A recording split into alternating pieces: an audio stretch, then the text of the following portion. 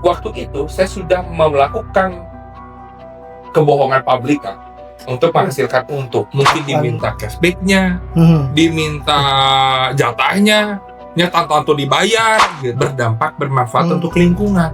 Jangan ini mah MBG-nya di Antapani, belinya di Cianjur. Ya,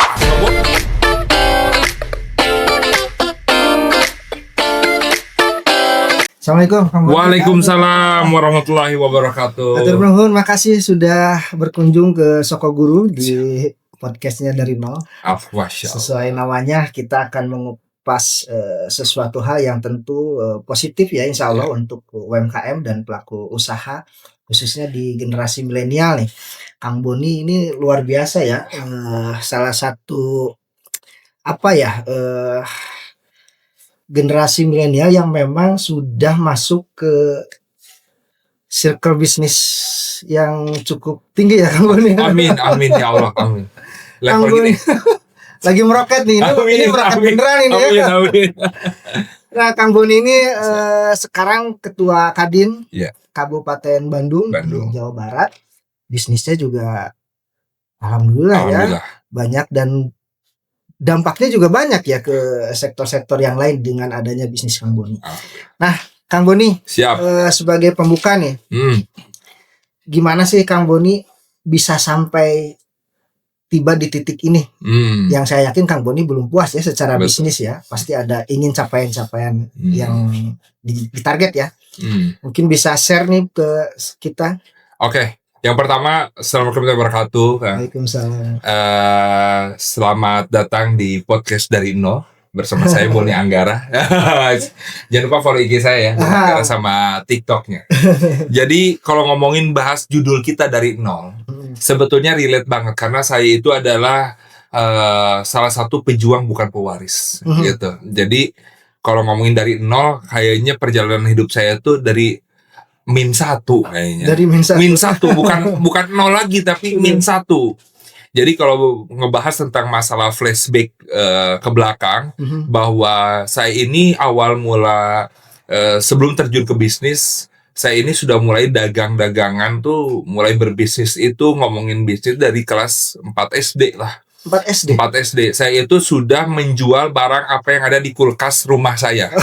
Jadi kulkas tetangga kulkas tetangga enggak. Jadi saya sudah mulai berjualan depan rumah, menjual isi kulkas di dalam rumah. Jadi tanpa modal. Jadi belum apa-apa udah ngomongin batik tuh waktu itu, karena ingin bagaimana caranya dapetin uang jajan. Jadi nugget sama nasi saya jual waktu itu 5.000. Nggak tahu modalnya berapa, yang penting saya dapat uang aja ya. Saya gorengin di rumah, minyak dari rumah, kulkas dari rumah, orang tua aja tuh yang beli lagi gitu. Orang tua tahu tapi tahunya kan cuman ya udahlah, anak lagi dagangan ya pasti dikasih. Dan lanjut tahap menahap, saya sampai SMA itu tetap masih berjualan. Cuman pada saat itu saya berjualan sambil dagang dan juga sambil kerja.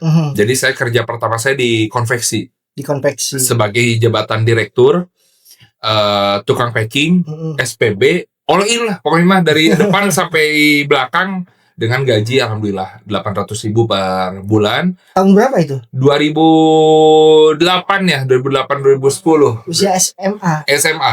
Dari 2010, 800.000 kerja dari Senin sampai Senin. Lebaran pun meeting.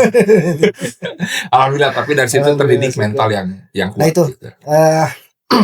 Jadi kalau berbicara capaian nih Kang Boni, SD, SMP, SMA. Ya. Dari sisi materi nih, usia SD sampai SMA, berapa angka yang paling di luar pemikiran Kang Boni? Gak nyangka saya dapat segini. Berapa tuh gitu ya Kang Boni? Dulu itu saya tuh cuman ekspektasi gimana caranya hanya untuk saya dapat uang tuh, pokoknya mentok-mentok tuh dapat lah buat nyicil motor tuh. Waktu itu pengennya dapat 10 juta per bulan. Dapat itu 10 juta per bulan? Dapat bahkan lebih pada saat itu saya dagang menjadi SPB. Itu bahkan lebih, bahkan sehari itu saya bisa meraup dapat uang tuh 1 juta sampai 2 juta kalau lagi pameran. Saya jadi SPB dapat pameran tuh 1 juta sampai 2 juta, berarti kalau pamerannya seminggu tuh saya sampai dapat 14 juta dalam 2 minggu. Gitu. Apa yang dikorbankan saat itu? Kan pasti ada yang dikorbankan. Betul. Dari sisi bisnis kan pilihan ya. Iya. Ya waktu sih. Waktu anak-anak saya gitu, orang-orang SMA nongkrong gitu kan. Terus main, ya saya habis buat untuk nata masa depan gitu. Waktu sih. Cuman saya balik lagi, ya ternyata lebih baik kehilangan masa muda dibandingkan kehilangan masa tua nanti gitu. Jadi tua belum, tapi minimal muda masih menikmati gitu. Muda sudah menikmati ya. Karena kebayang sama saya tuh dulu saya harus di posisi hari ini tuh dengan omset yang tinggi gitu. Maksimal di 40-50 tahun. Tapi Allah kasih rezeki di usia 27 tahun. Pada saat itu ya 27, sekarang 27,5. Sekarang di 33 tahun, 27 tuh saya sudah mendapatkan omset miliaran pada saat itu. Sampai saya dapat penghargaan sebagai pengusaha termuda tersukses di Bandung pada saat itu. Luar biasa ya. Alhamdulillah. Nah, kan ini berbicara capaian ya. Kalau berbicara capaian, pasti banyak orang berpikir adalah bicara modal. Betul. Apakah seperti itu yang dialami Kang Boni? Modal dulu, lalu berpikir capaian, atau mimpi dulu, apa dulu Kang Boni nih? Kalau saran saya sih mimpi dulu. Karena orang tuh mau berjalan tuh pasti ada harapan dulu. Karena kalau misalkan kita berbicara modal, ini yang salah. Yang terjadi itu sering salahnya adalah orang mikirin modal dulu. Setelah orang mikirin modal, lanjut mikirin apa yang mau diusahainnya. Udah usahanya ada, langsung mikirin mereknya apa. Ininya apa, ini nggak akan beres-beres. Kalau saya dari dulu adalah mimpi dulu. Mimpi mau jadi apa nih? Oh, gue mau jadi pengusaha terkenal. Gue pengen, ya kasarnya nggak apa-apa. Semua cacian makian kita dari dulu, lu mah nggak akan mungkin jadi orang terkenal apa. Ya saya buktiin. Saya pengen jadi pengusaha. Dulu saya udah ada 2 pilihan. Jadi mohon maaf dari dulu memang saya punya 2 pilihan. Jadi gubernur atau pengusaha. Itu udah mimpi saya dari SD. Kenapa saya pengen jadi gubernur pada saat itu? Karena orang tua saya basicnya pemerintahan. Dan orang tua almarhum pengen banget jadi pejabat daerah. Pengen jadi, dulunya terakhir tuh jadi lurah dan jadi camat. Pengen banget jadi bupati. Saya bilang, Pak, Papi jadi bupati, insya Allah boleh jadi gubernur. Ya gitu. Cuma kan ternyata setelah jalan proses, lebih enak jadi pengusaha. Jadi akhirnya saya memilih choice yang kedua adalah menjadi pengusaha. Nah, kalau berbicara tentang mimpi, ya saya langsung lakukan. Mimpi saya jadi pengusaha. Apa yang dilakukan pada saat itu? Kalau ngomongin modal, kan kita dari -1. Modal dari mana? Minjem ke bank nggak mungkin. Anak kemarin sore saya ingat, alhamdulillah mudah-mudahan masih ada nih pegawai kredit, salah satu kredit di Kota Bandung. Sampai hari ini saya belum bertemu sama beliau. Saya coba WA tapi belum bertemu. Dia adalah orang satu-satunya yang mempercayai saya nyicil mobil Grand Max deh.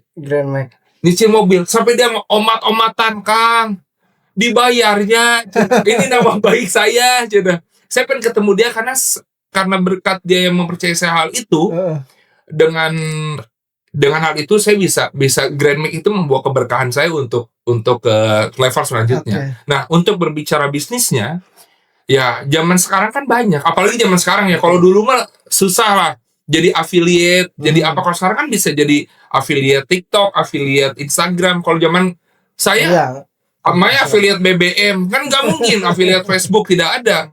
Ya saya mengambil jalur adalah jasa, yaitu event organizer. Gitu.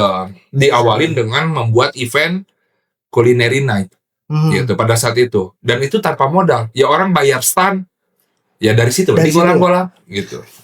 Nah, di usia yang sangat muda, Kang Boni, duit 1M kayaknya sesuatu hal yang sulit dicapai ya. Nah, Kang Boni ini pertama kali dapat duit 1M di usia berapa? Bisnis apa itu?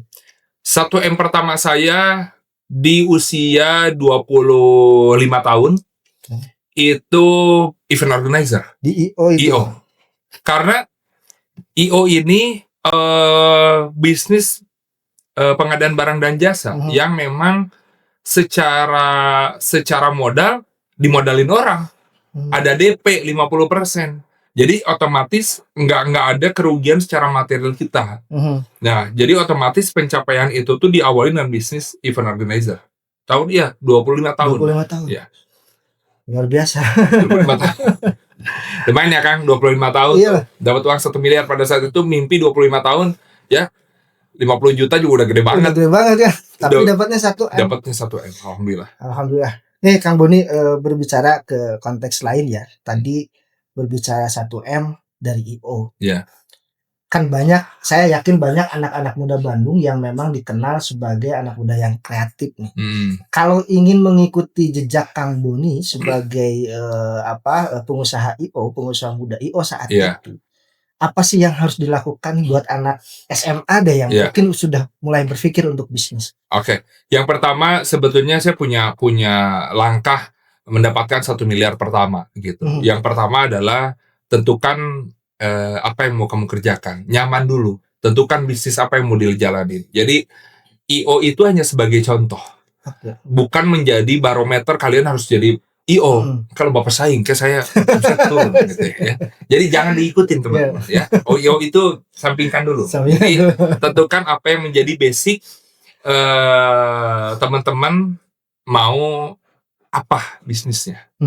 Setelah bisnisnya nyaman nih, saya mau menjual sendal goreng rasa barbecue ya terserah, itu kan keinginan mereka, pokoknya bebas. Setelah itu tujuan pertamanya adalah fokus dulu.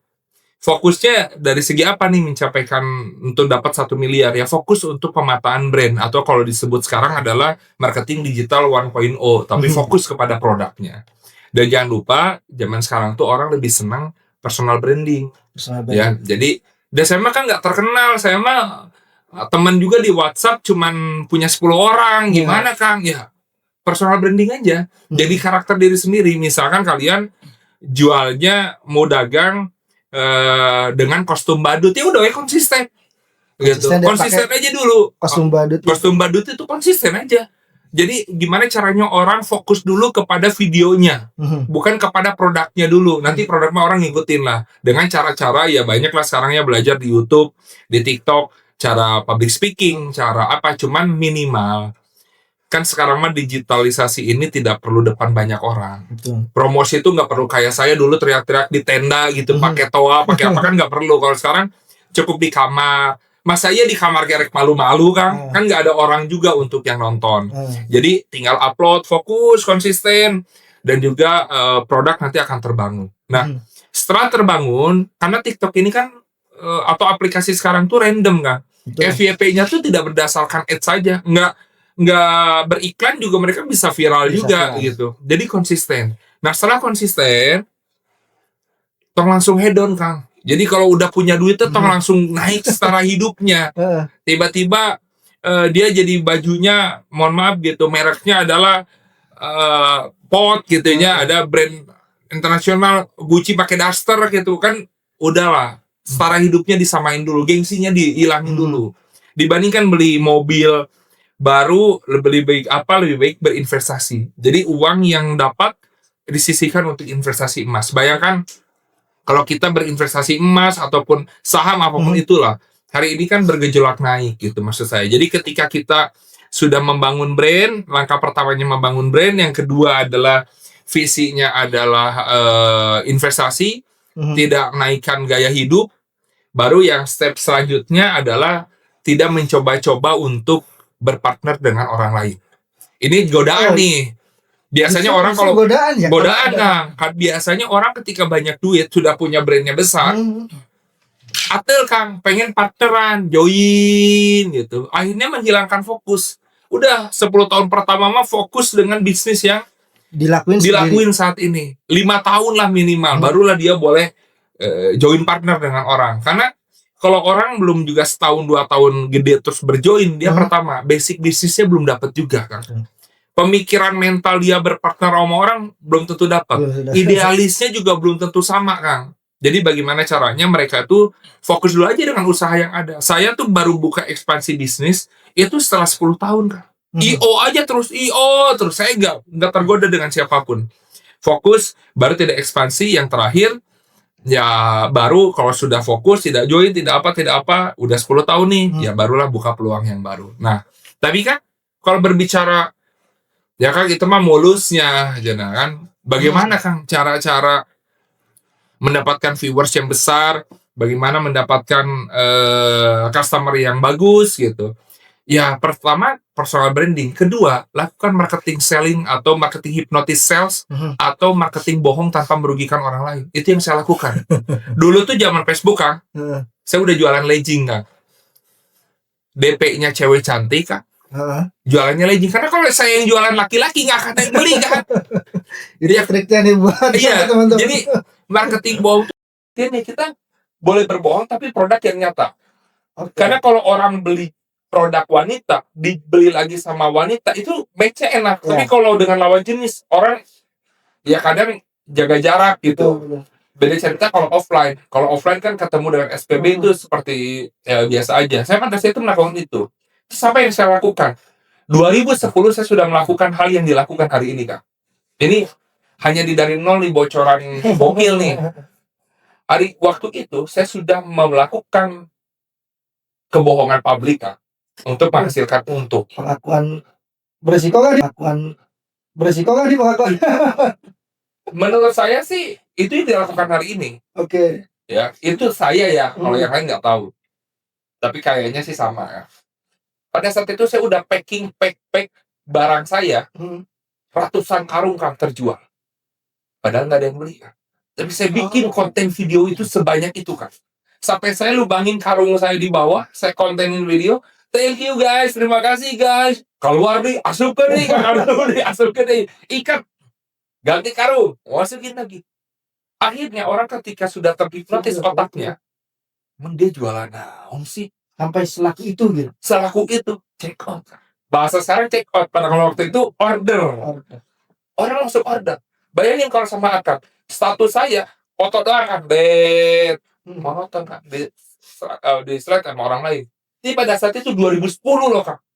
Anak kemarin sore bocah udah berpikir dinamakan marketing bohong. Ya udah, laris. Orang ternyata dibandingkan saya promosi capek-capek produk, guys, barang ini guys, bahannya lentur, capek. Udah orang udah FOMO, Kak. Orang Indonesia ini FOMO. Dari banyaknya belanja, mereka akhirnya cepat dengan sendirinya. Yang kedua, lakukan hypnosis. Hypnosis sales ini kalau udah langkah yang tadi akan mencapai 1 miliar, tapi ini langkah-langkahnya. Hypnosis sales ini dilakukan oleh brand besar. Akan pernah nggak ke suatu tempat makanan, kan? Ada salah satu brand akan kalau ditanya marketingnya atau salesnya bilang gini, mau beli isi 3 atau isi 6, Pak? Atau isi 12, Pak? Betul. Nah, emang beli satu nggak boleh gitu? Pertanyaan saya, kalau beli satu boleh nggak? Boleh. Tapi kenapa orang langsung berpikir beli isi 6, isi 12? 6 aja deh. Secara spontan orang terhipnotis, kan? Beli 6 deh. Dia langsung mendapatkan 6 kali lipat keuntungan pada satu transaksi, Kak. Itu yang saya lakuin. Hypnosis sales. Itu saya lakukan di brand minuman saya, namanya Teh Ibu Indonesia. Kamu yang segar mau yang enak. Yang segar sama apa? Ada lemon tea, ada lychee tea yang harganya tinggi-tinggi. Harga 5.000 mah nggak saya tawarin, Kak. Itu. Dan ini kita lagi ada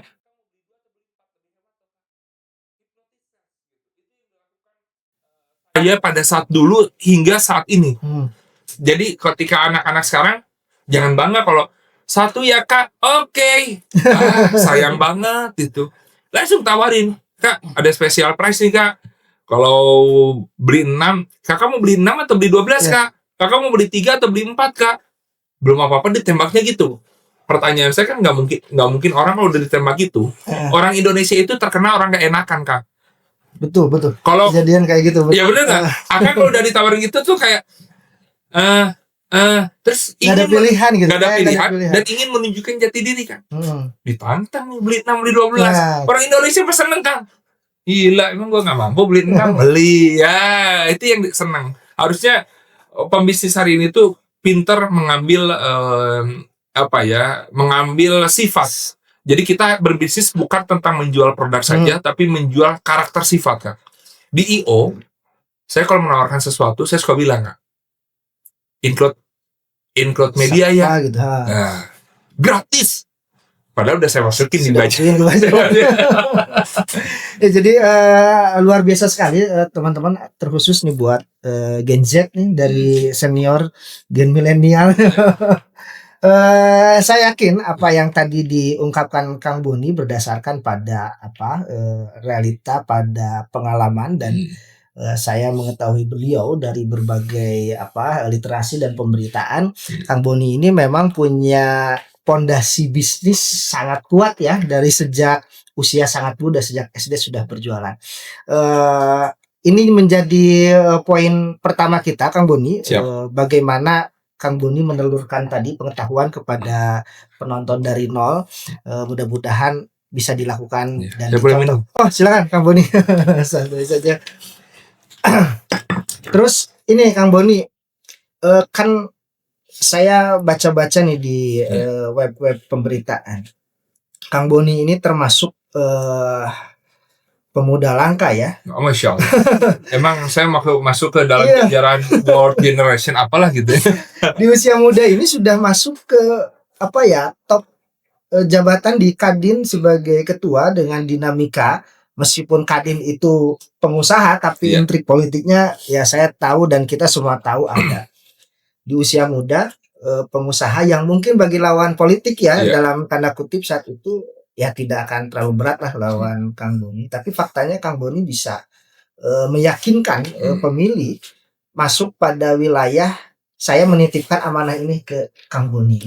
Karena jabatan Kadin ini kan bukan hal yang artinya sangat berat lah ya. Usia muda, mentalitas tadi juga sudah disinggung. Usia muda tapi mentalitas saya yakin Kang Boni jauh lebih kuat ya dengan menerima amanah itu. Nah, Kadin Kabupaten Bandung, Kang Boni, saya pengen minta gambaran dari Kang Boni. Sebetulnya ekosistem Kadin Kabupaten itu seperti apa, Kang Boni? Sehingga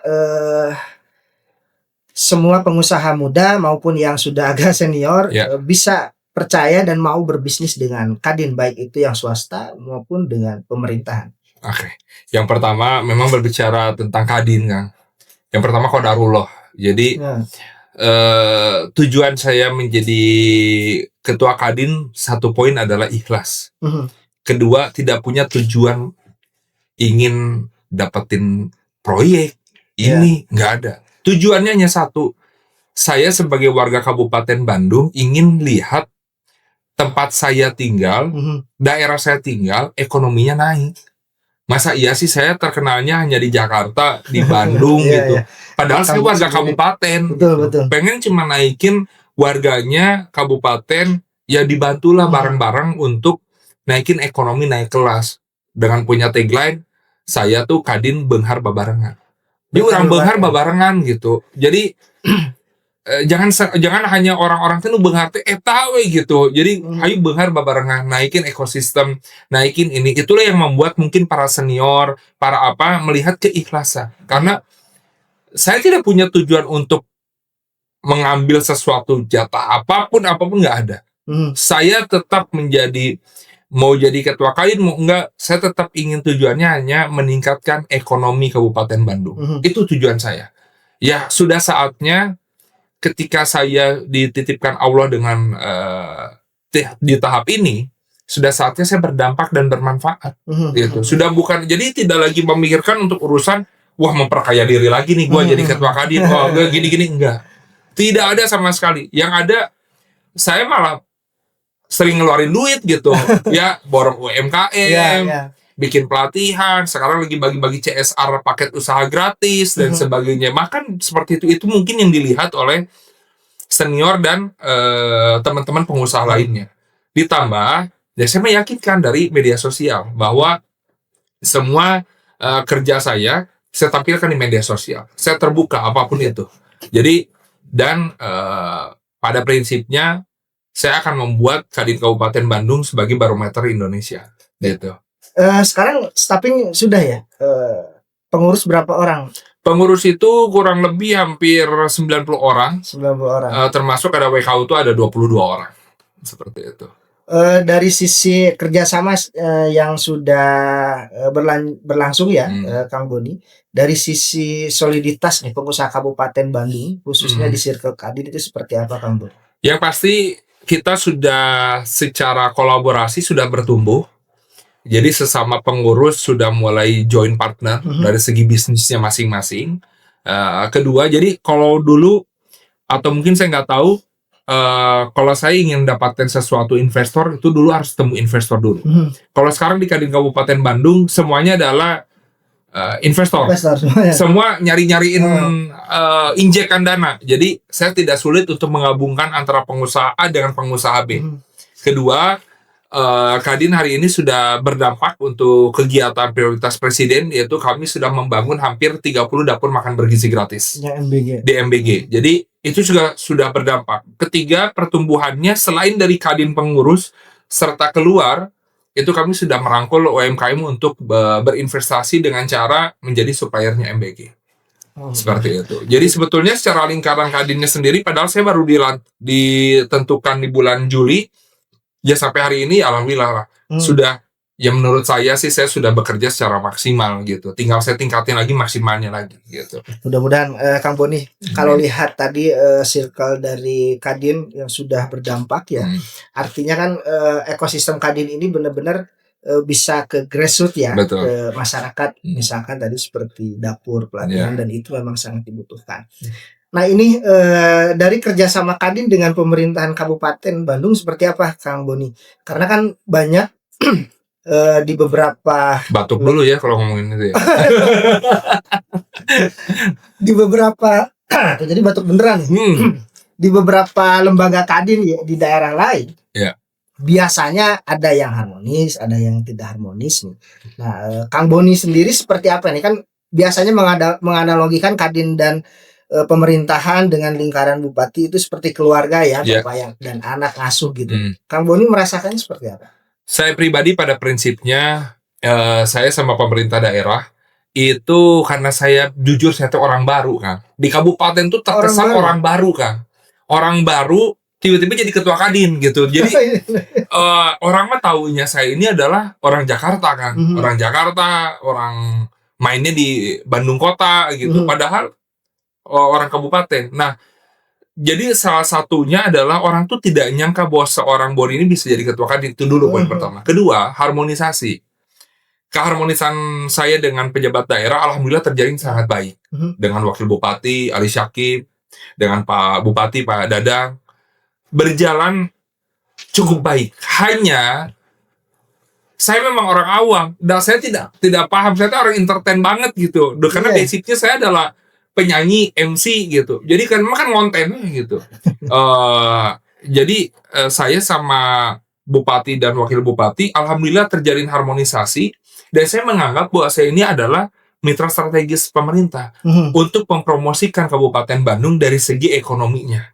Jadi secara berjalan hubungannya alhamdulillah sampai hari ini kami cukup baik. Karena Kadin yang dilakukan oleh saya jelas memberikan apresiasi untuk pemerintah. Bukan Kadin yang saya pimpin bukan hanya sebatas tapi sama sekali tidak meminta apapun. Jadi itu yang membuat kita harmonis. Karena pada prinsipnya kita ikhlas dulu deh, berdampak dulu gitu. Kebanyakan orang pengusaha dekat sama pemerintah itu ujung-ujungnya minta proyek. Kayaknya hanya saya yang nggak minta itu. Jadi saya belum minta proyek sampai sekarang. Nggak mau juga. Nggak mau juga. Jadi nggak mau minta proyek dan insya Allah nggak mau. Karena saya cuma ingin menjalin hubungan kita adalah keluarga. Ayolah gedein Kabupaten Bandung. Pak Bupati udah semangat mau ngegedein Kabupaten Bandung. Pak Wakil udah semangat. Ya tinggal saya sebagai mitra strategisnya semangat. Jangan sampai udah punya visi misi yang semangat ini dihajar dengan saya ngurusin urusan proyek kan. Pusing kepala, nggak fokus akhirnya. Jadi kalau saya sih lebih baik ingin bareng-bareng kita jelas lah kalau program pemerintah kan Pak Bupati, Pak Wakil, kayak contoh aja dia mencetak 10.000 pengusaha per tahun. Ya tinggal Kadinnya lah bantu gitu, menciptakan ada realisasi itu, ada kolaborasi menciptakan realisasi itu gitu. Tapi Kang, ini kan seperti apa ya antara hubungan pengusaha ya, saya tidak bicara Kadin ya, pengusaha pada secara umum, pengusaha dan pemerintah daerah. Banyak kejadian seharusnya simbiosis mutualisme gitu. Tapi faktanya di beberapa daerah, mudah-mudahan di Kabupaten Bandung tidak ya, ada pengusaha yang dirugikan oleh pemerintah daerah. Masuk proyek secara normatif, tapi di belakang itu misalkan ada apalah ya, minta cashback lah, minta apalah gitu dari sisi si pemerintahannya. Nah, Ketua Kadin akan pernah mendengar keluhan itu nggak dari pengusaha di Kabupaten Bandung? Kalau mendengar pasti, mengeluh pasti, tapi saya tidak detail dan spesifik. Dan saya cuma hanya menganggap bahwa itu adalah kesalahan bisnis. Kesalahan bisnis. Karena pada prinsipnya bisnis yang benar ini adalah jangan ngarep dari manusia. Biar tangan Allah aja gitu. Kalau kita sudah mendewakan manusia, otomatis rugi, otomatis kecewa. Jadi kalau saya mau udah bisnis yang benar aja, berdagang, apa sih ya, karena gini, kalau bisnis sudah mengharapkan sesuatu imbalan pemberian dari manusia, pasti kecewa. Kecewanya apa? Mungkin diminta cashbacknya, diminta jatahnya, tanpa dibayar gitu. Jadi kalau menurut saya sih lebih baik bisnis yang beneran aja. Makanya saya menunjukkan sikap bahwa ibarat kata nggak dikasih proyek pun inilah pengusaha gitu. Harus jalan gitu. Karena ya kalaupun ada pemain sudah bermain di bidang itu, saya belum tahu ya ada, kalau di Kabupaten Bandung khususnya saya belum mendengar ada cashback gitu-gitu, saya nggak tahu. Cuman sebaiknya ya jangankan di pemerintah lah, kita juga di swasta tetap ada entertain, Kang.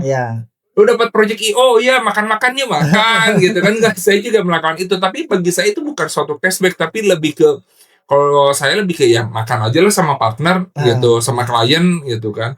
Tapi kalau di ranah kabupaten khususnya untuk dan pemerintah daerah, saya kayaknya nggak begitu kepo. Dan yang kedua, ya kalau ada orang yang mengeluh gitu, saya suka bilang ya dagang yang benar aja lah gitu, bisnis yang benar aja. Udah, lebih baik kita fokus pembesaran.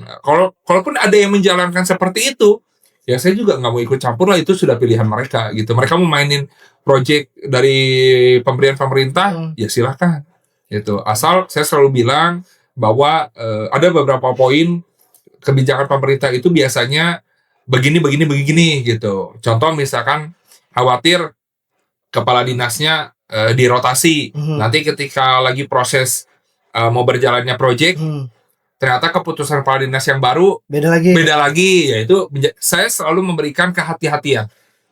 Tapi pemerintah pasti bayar, Kang. Sebetulnya gitu. Kalau kepastian uang udah pasti bayar, tapi kehati-hatian kebijakan. Gitu. Ini aduh, akan ketawa seger nih gitu. Kalau bisnis ada molen ya? Ya kan, siap. Enak dalam konteks apa ya? Enak dalam konteks kenyamanan berbisnis. Iya. Saya mau tanya nih, lebih nyaman bisnis dengan pemerintahan atau dengan sesama pelaku usaha swasta? Pelaku usaha dong. Jelas. Tidak ada, kalau sama pelaku usaha sesama ngobrolnya lebih relate, Kak. Dalam artian ngobrol lebih nyaman. Nggak ada canggung dalam urusan berbisnis gitu. Kedua, ya kalau dengan pelaku usaha masing-masing, kita memang tujuannya nyari cuan. Tidak ada urusan dengan urusan nanti di ini KPK nih gini nih. Aduh, kalau sesama pengusaha kan ya bebas aja. Mau untung 1 miliar, 1 triliun, 200 triliun. Nggak akan ada yang audit. Ya nggak akan ada yang audit gitu. Ya cuan aja bagi kita gitu. Jadi saya dengan tegas ya kalau disuruh milih, Kang Bodi nih, proyek nih dari pemerintah 200 triliun. Dari sini 1 miliar, saya milih yang 1 miliar. Karena yang dari 1 miliar akan menjadi 200 triliun. Gitu. Luar biasa. Karena kan ini ya, kalau proyek pemerintah itu seperti bunga-bunga kembang-kembang gula kayak gitu ya. Ya, karena kalau saya pribadi karena bukan pemain di situ ya. Jadi saya tidak memahami bagaimana cara bermitra atau bersinergi dengan pemerintah daerah. Saya nggak paham gitu. Kalau ada orang ngomongin PL yang satu itu PL itu pemandu lagu gitu. Jadi saya tidak mengerti, nggak paham sampai ke sejauh itu gitu. Jadi kalau misalkan mereka ada yang main di situ, ya mungkin udah mainannya gitu. Saya sih nggak paham gitu. Kalau saya dari dulu, pertama bisnis yang menjadi berkah itu adalah ketika orang tua support. Kalau yang udah punya istrinya juga meridoi. Yang ketiga, saya tidak pernah mendewakan atau mentuhankan seseorang gitu. Saya percaya Allah pasti akan kasih rezeki ke saya lewat jalur apa. Nah, itu aja. Oh, itu di kolong dan 2 miliar. Jadi minum dulu nih. Minum dulu. Anget ya. Mulai anget ya, padahal dingin nih. Emang rada-rada perasaan.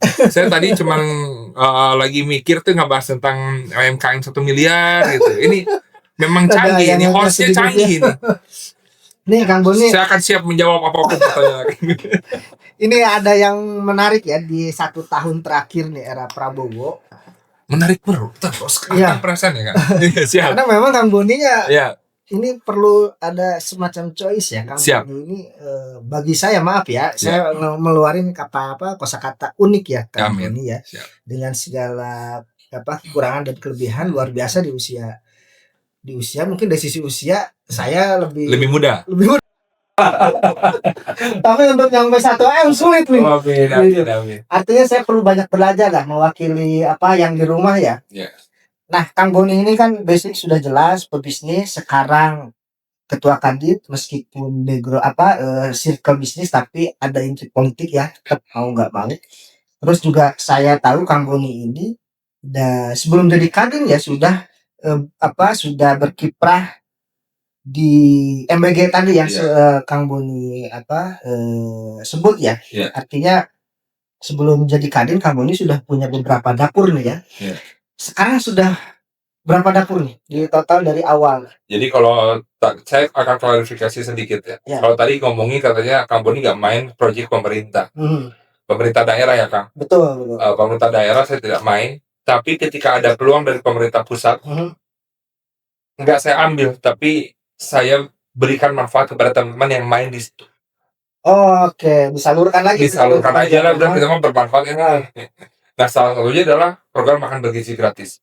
Jadi dapur binaan Kadin Kabupaten Bandung itu sudah hampir memiliki kurang lebih ya Kang. Kita hari nanti akan launching ke 26 titik dapur. Yang maksimal kita tuh pokoknya yang akan launching pokoknya total 30 lah. 30 titik dapur di Kabupaten Bandung. Berarti dengan kekuatan 30 dapur ada berapa orang yang karyawan masyarakat yang 1.200 ya. 1.200. Kalau satu orangnya 30 itu 1.500. Kalau satu orangnya 50. 50 karyawan relawan. Iya benar ya. 50 kali 10 500 ya 1.500. Luar biasa ya. Nah, ini kan berbicara MBG itu tidak hanya sebatas pada kemasan. Iya. Tapi ada kerja-kerja di balik itu ya kan. Ada ompreng, ada kalau kemana tapi sama sekali ompreng gitu. Memang mau ke situ saya memang petani di sana ya. Iya. Dari Kadin saja kan 30 kan. Berapa MBG sekabupaten. Artinya kan si petani yang sebelum ada MBG tadi kan pusing mau jual hasil tani kemana, sekarang ada MBG. Nah, sistem di Akang seperti apa Kang di Kadin dengan petani Kang? Sebagai supplier bahan baku? Jadi kalau di Kadin Kabupaten kita memiliki di badan otonom khusus tergerak koperasinya. Jadi kami mengcover seluruh UMKM khususnya ya Kang, UMKM yang sudah siap. Saya nggak mau saya malah ngajarkan kepada seseorang itu adalah mau berbisnis harus siap. Siap apanya dulu nih? Ya jangan juga bosnya ikat untuk dijual ke MBG kan gitu. Tapi siap secara produksi, kuantitas, kualitas. Nah, UMKM yang sudah masuk ke dalam level itu kami tampung. Dan mereka menjadi supplier kami. Gitu. Contoh, hari ini kami menggunakan susu khas Kabupaten Bandung. Ada, itu KPBS Pangalengan. Itu kan jelas produk Kabupaten Bandung. Dan harusnya orang-orang tergerak untuk membuat itu lagi. Karena komoditas KPBS itu nggak bisa mengcover seluruh MBG. Betul. Harusnya menjadi cuan lagi. Sekarang di kabupaten belum ada. Enggak, di kabupaten kan tadi susunya ada. Tapi belum tercover semua. Ini jadi peluang buat UMKM. So, karyawan mau bikin nggak yang lain gitu. Yang kedua, sayur mayur itu kita melakukan jadi setiap titik dapur yang kita bangun komoditas apa nih di situ. oh ternyata ada peternak ayam, ya udah ayamnya dari situ gitu. Jadi kita tuh selalu memberikan peluang kepada orang yang terdekat dulu. Baru kita ngambil ke ranah keluar dari jarak 5-10 kilo yang lain. Barulah petani-petani itu sekarang tuh alhamdulillah kita tuh cukup berdampak banget dengan ada MBG ini tuh adalah makan bergizi gratis, program prioritas presiden, yang dimana menurut saya ini gede banget efeknya. Efeknya betul. Bayangkan maka dengan adanya MBG, orang satu dapur bekerja dapat 47-50 orang. Betul. Anak-anak dapat sekolah gratis, SD sampai SMA di negeri ya kan. Nah, kalau yang teman-teman maunya ke swasta yang tinggi mah bayar sendiri. Dapat makan gratis. Betul. Orang tua mah udah tinggal ngedidik kan. Ngedidik akhlak, ngedidik ilmu di rumah gitu. Okay. Bayangkan kalau itu hilang kan. Pengangguran gede lagi. Multiplier efeknya tidak berkembang. Jadi MBG ini tuh multiplier efeknya tuh tinggi kan. Kenapa tinggi? Sekarang ekonomi di bawah bergerak besar. Bayangkan, satu dapur itu dapat anggaran 1 miliar kan.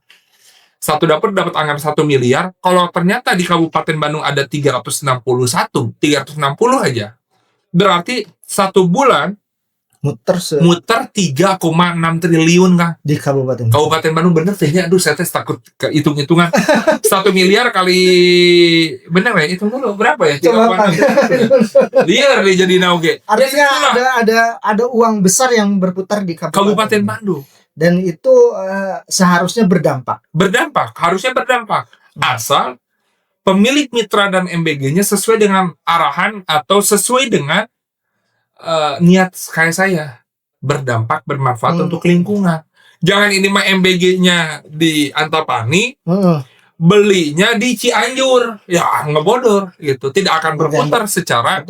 Atau belinya di sini, belinya ke pabrik besar, pabrik nanti impor, ya ngapain kan? Ya itu tidak berdampak. Tapi kalau bergeraknya pada ekonomi, contoh kan, ada orang nangis-nangis ke saya kan, dia mau bangkrut kan. Ternyata hari ini dia menjadi supplier kita kan. Yang tadinya jangankan karyawan, anak oge disuruh packing kan. Sekarang punya karyawan yang besar. Nyuplai MBG kan. Itulah bagi saya merinding kan. Maksud saya sebegitu bermanfaatnya si MBG ini untuk seseorang yang serius. Kalau orang bicara udah yang dapat proyek Pak, yang serius, harus serius. Harus gitu. Serius ya. Karena banyak yang main sudah punya dapur nggak serius, ditutup juga pemerintah ngasih kayak punishment kayak gitu ya. Termasuk suppliernya harus serius, niat nggak. Jangan karena saya mah orang tokoh sini, saya mah orang ini, saya nggak peduli hal itu. Di dapur MBG binaan Kadin saya tidak peduli lu backgroundnya dari siapa. Saya juga punya backing yang kuat. Kalau mereka punya backing, saya punya backing kuat. Allah Subhanahu Wa Taala. Jadi saya nggak peduli, yang penting profesional. Nah kebanyakan orang maininnya jadi supplier rasa organisasi kan. Oh masukin gue tuh ada si A, si B, si C. Merasa akamsi lah gitu ya. Barangnya kan dagingnya ada ulatnya, ada apa kan, itu juga menghambat program kita, masalah. Jadi yang kita pilih adalah orang yang siap secara mental, kualitas, profesional. Baru bisa bekerja sama. Ngurus MBG kan dari awal susah nggak sih? Bangun MBG. Dibilang susah. Kalau saya tuh dianggap enjoy kan. Kenapa? Susah. Modalnya gede gitu. Kenapa? Modalnya udah gede gitu. Modalnya gede yang saya lihat ya. Modalnya gede. Yang kedua, kalau saya tuh kenapa senang? Karena saya punya basic. Bisa mengajarkan teman-teman untuk buka MBG karena bisa punya basic pengusaha. Yang kedua, senang kan? Punya followers 1 dapur 50 kan. Nambahin followers IG kan. Nambahin followers TikTok gitu. Ini pasti harapan jadi gubernur jadi nih presiden gitu.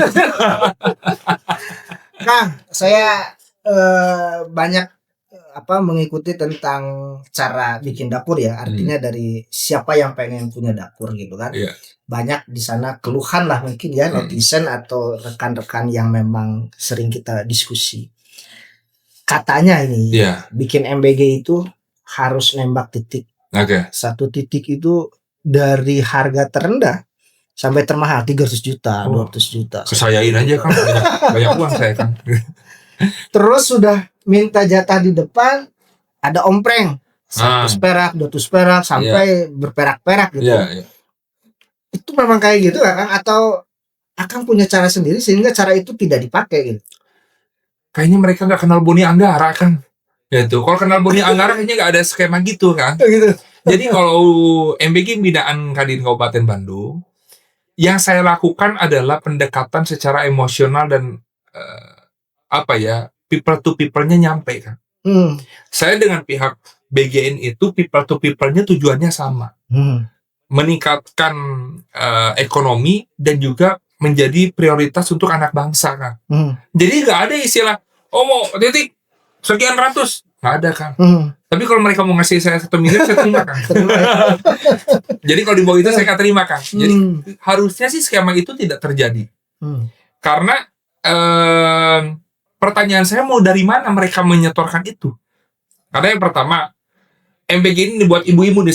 Sekalian saya jelasin nih buat orang tua bahwa makan bergizi gratis itu dananya buat bahan baku tuh 10.000 dan 8.000 Kak.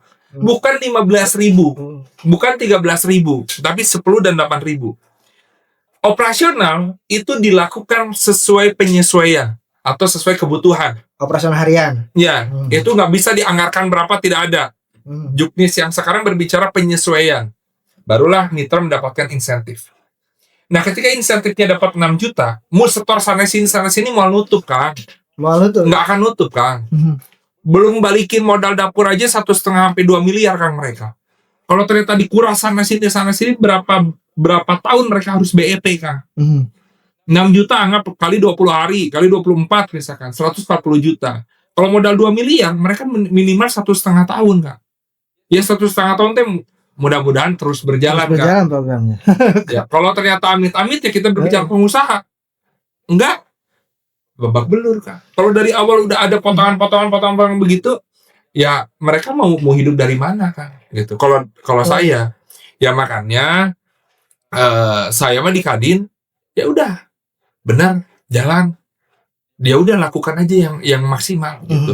Jadi enak ketika saya sidak dapur yang jelek, carekan beneran carekan, bukan gimmick kamera, meskipun kamera cuman minimal kesana ada ini gitu.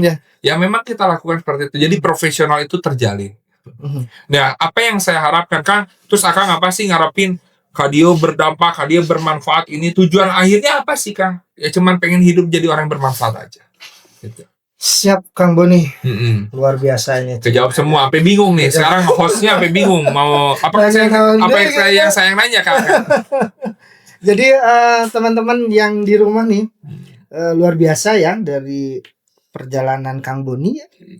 Mulai dari SD sudah berbisnis, sekarang sudah ada di top leader di Kadin Kabupaten Bandung, yang itu semua pada pengen kan Kadin itu jabatan. Semua pada pengen, semua punya harapan masuk ke Kadin gitu kan. Nah, buat Akang nih, karena kebetulan mungkin sekarang masih transisi ya, ada staffing karena belum dilantik. Untuk jadi masuk anggota Kadin Kabupaten Bandung apa nih, Kang? Harus punya bisnis atau gimana gitu? Yang pertama harus pengusaha. Harus pengusaha. Ya, Kang, kalau bukan pengusaha kan bukan Kadin. Kan? Bukan Kamar Dagang dan Industri Kang. Jadi yang pertama harus pengusaha. Yang kedua, di Kadin itu ada bayar KTA Kang. Jadi KTA itu dibayar tahunan. Itu resmi langsung ke pusat, dan kami memiliki iuran daerah. Gitu. Jadi kita ada iuran daerah dan juga ada KTA. Nah, selebihnya ya nggak ada lagi. Ya, cuman kalau analogi berpikir saya sampaikan, kenapa sih harus gabung di Kadin gitu? Khususnya Kadin Kabupaten Bandung dengan saya. Pertama, Kang, seseorang mendapatkan proyek itu harus pergi ke tempat tujuan. Akang mau dapetin proyek nih dari si A 5 miliar. Pergilah ke Jakarta. Di Jakarta teh meeting, entertain, buka makan, habis 1 juta, 2 juta, 5 juta. Jangan pasti kan. Bener gak kan? Lebih baik gabung Kadin, circle-nya pengusaha semua. Di situ tanpa bermodal entertain kita bisa berkolaborasi. Gitu. Jadi enak kalau masuk, karena saya pun menyaring itu.